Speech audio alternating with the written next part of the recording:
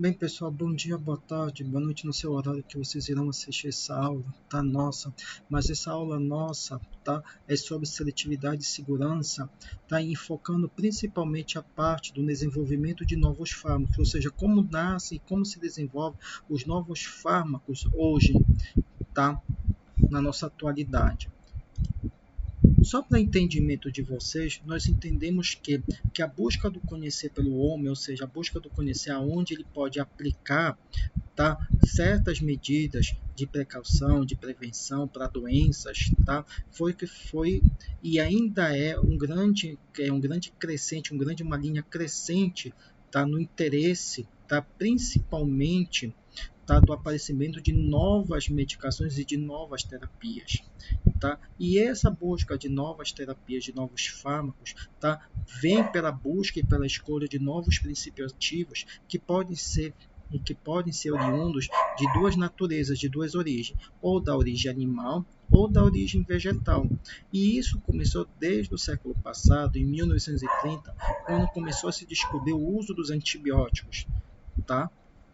E hoje nós já temos uma noção que há mais de 6.000 antibióticos, tá, e classes de antibióticos isolados identificados, sendo que desses 6.000, tá, 100 são fármacos novos, ou seja, são 100 moléculas novas de fármacos, tá, que começaram a ser estudadas e colocadas e foram testadas e colocadas no mercado pela indústria farmacêutica.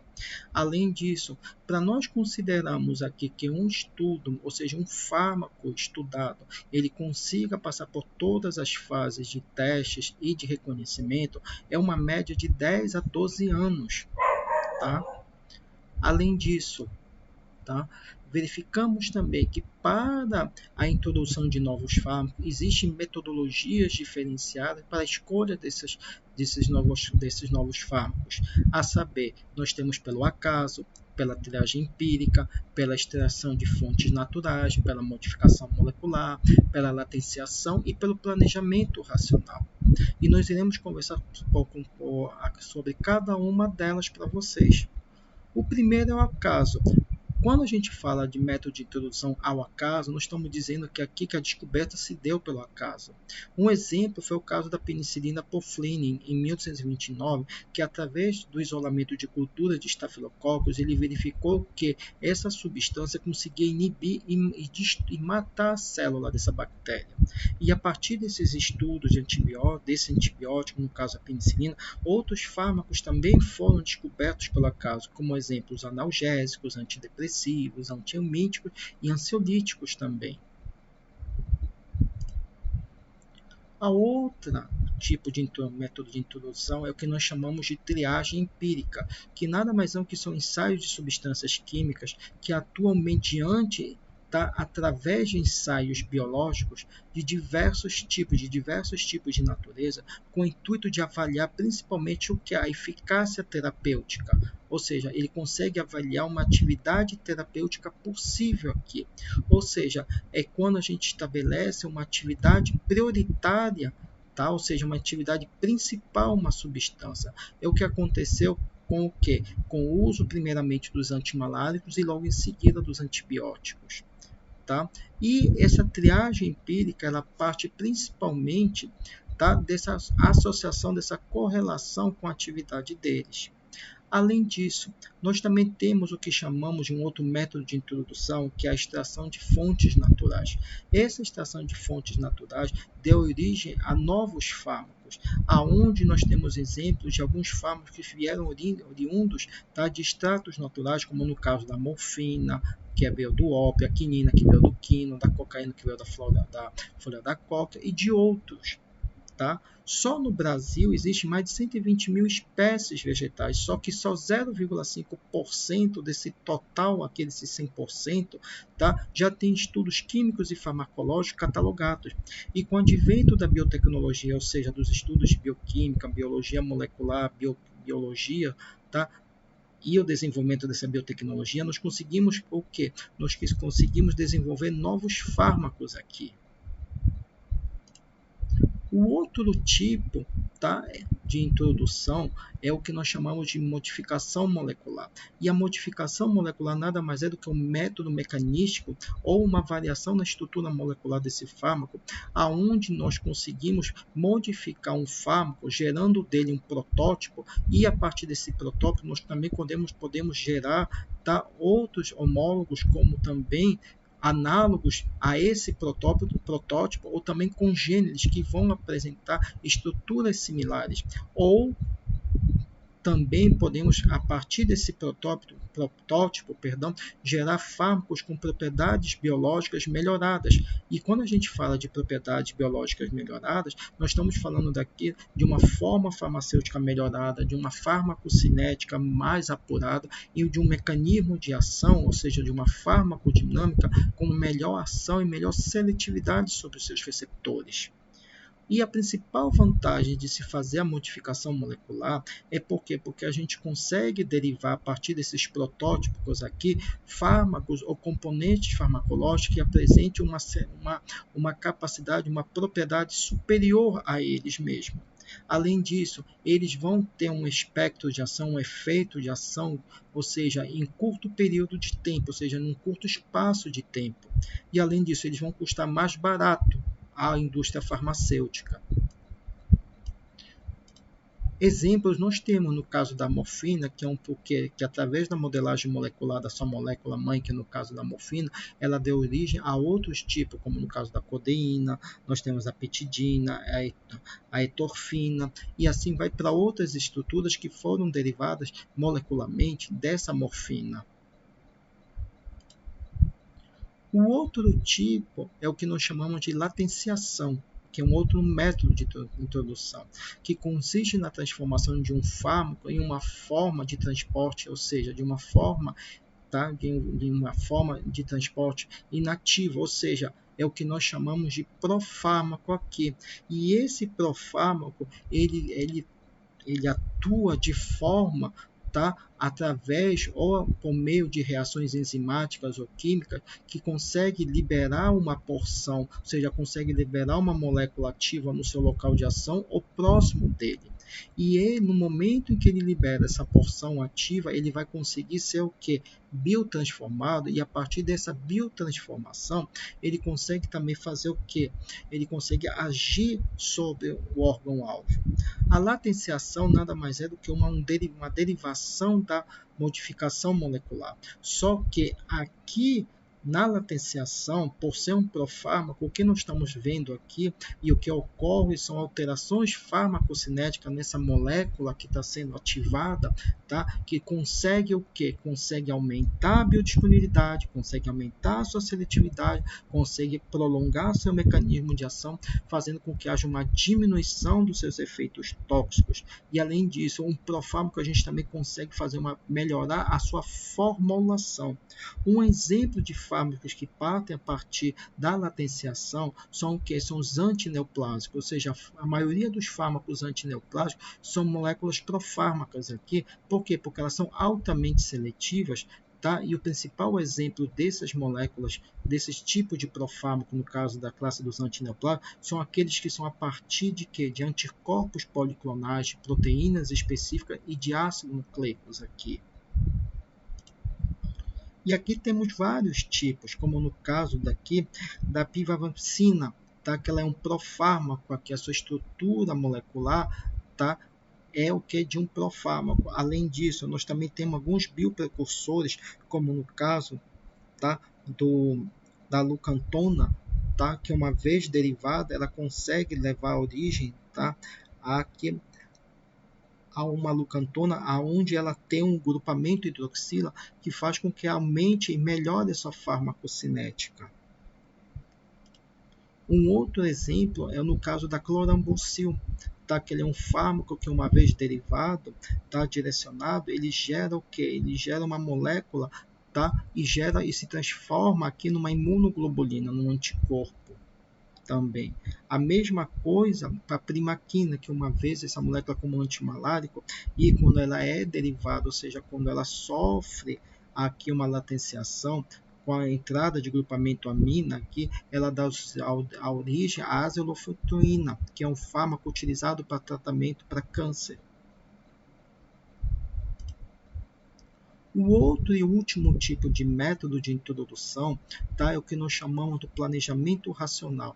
Esse planejamento racional, ele consiste principalmente em originar e dar origem a fármacos que nós chamamos de fármacos sob medida, ou seja, que a partir de conhecimentos, tá, de bases bioquímicas da doença, nós conseguimos formular e desenhar um fármaco racional para determinados tipos de patologia.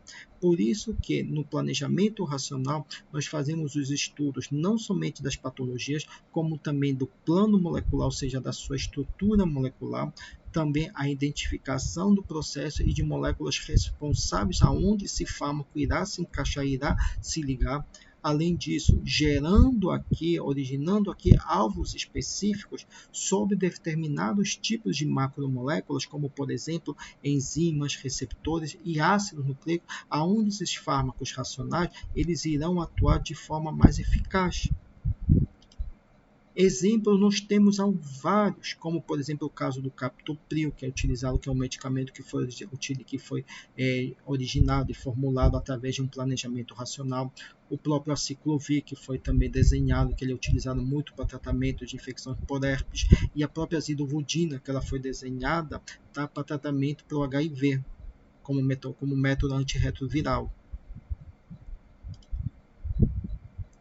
Mas posterior a esses estudos de desenvolvimento de fármacos, os fármacos começam a entrar num novo ensaio, que nós chamamos de ensaios farmacológicos e clínicos. E esses ensaios farmacológicos e clínicos, eles partem de dois outros tipos de ensaios, que são os ensaios farmacológicos e os toxicológicos, que podem ocorrer em um primeiro momento em animais de laboratório e posteriormente em seres humanos.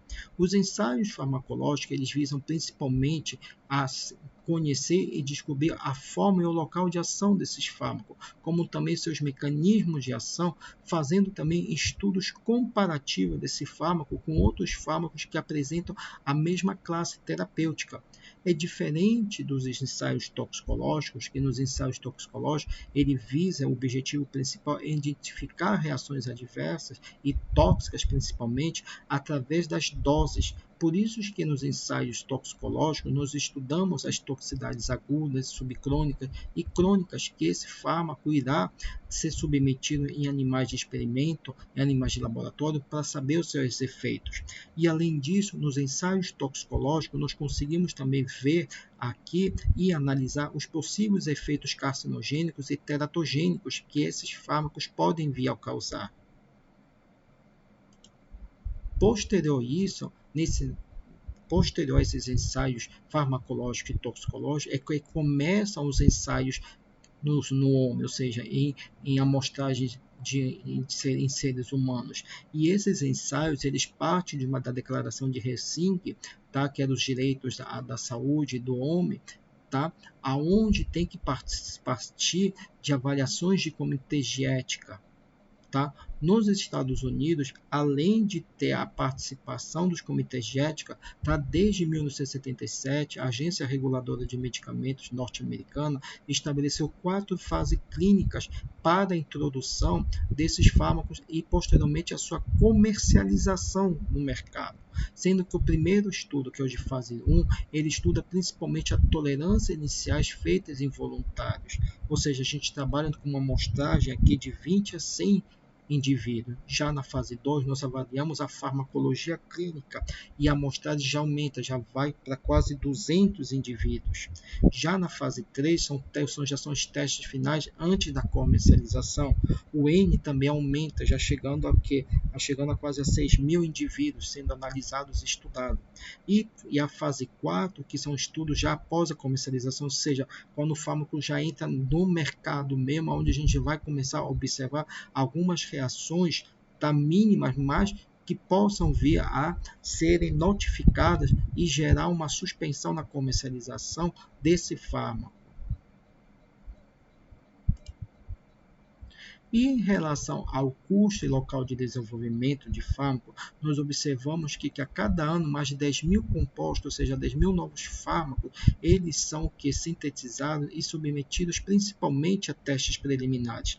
Desse universo, desses 10.000, somente 100 conseguem chegar à fase de desenvolvimento, ou seja, começam a ser estudados a partir de ensaios toxicológicos e farmacológicos.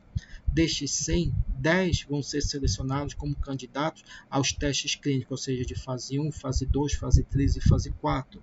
E consegue chegar ao mercado. Olha a peneira que vai ser gerada aqui para esse fármaco conseguir chegar no mercado e ser comercializado.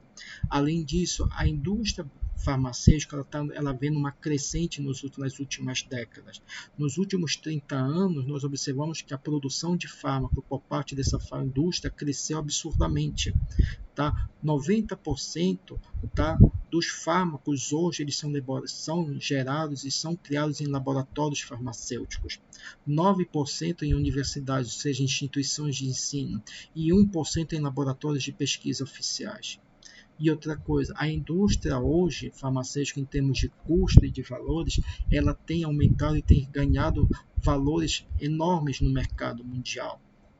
Desde 1960, olha como foi a crescente. Já foram mais de 10 bilhões. Já em 1980, pulou para 36 bilhões. E já no novo milênio, ou seja, a partir de 2000 para cá, já são 96 bilhões de dólares arrecadados por essa indústria farmacêutica na geração de novos fármacos. E os principais locais, os principais pontos e de empresas, principalmente multinacionais, se encontram principalmente em países desenvolvidos, como por exemplo nos Estados Unidos, na França, no Reino Unido, na Suíça, no Japão e na Itália aqui. Bem, pessoal, dessa parte de seletividade e segurança, ok? É isso que eu tinha que falar para vocês. Lembrando para vocês que esse daqui já é o último capítulo nosso, da parte do nosso conteúdo programático. Então aqui já se encerrou, o nosso conteúdo programático, de farmacologia.